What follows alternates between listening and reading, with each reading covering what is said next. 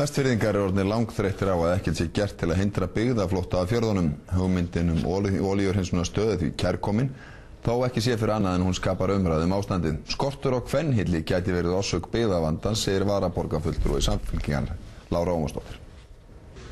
Þetta kom fram á fundi Græna netsins, félags jafnaðarmanna umhverfið, náttúruna og framtíðina, sem haldinn var á Kaffi Sólon í morgun. Þar voru kostir og gallar olíuhreinsunarstöðvar á Vestfjörðum ræddir, en hugmyndin kom fram fyrir rúmu ári. Þá kom upp mjög alvarleg staða í atvinnulífinu. Kambur og Flateyri lokar og 120 störf fara.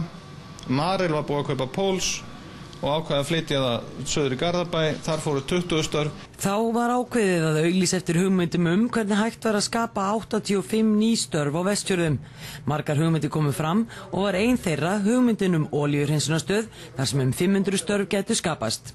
Og skiljanlega að þá yfirgnæfir svona dæmi allt hitt. 85 störfum voru allt í einu bara, þau voru allir í umræðinni. Framkom í máli fundagesta að íbúar Vestfjarða séu orðnir langþreyttir á að bíða eftir því að eitthvað verði aðgert til að sporna gegn byggðaflótta af Vestfjörðum. Þegar menn koma og ætla að slá niður svona hugmyndir eins og ágætir pólitíkusar sem hér eru staddir, þá bara þýðir ekkert fyrir þá að segja þá að gera þetta, þá að gera hitt, það trúir þeim enginn.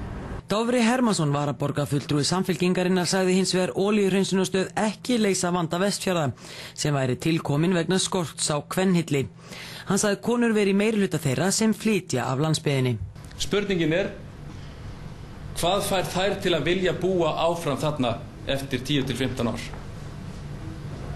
Er það olíuhreinsunarstöðin?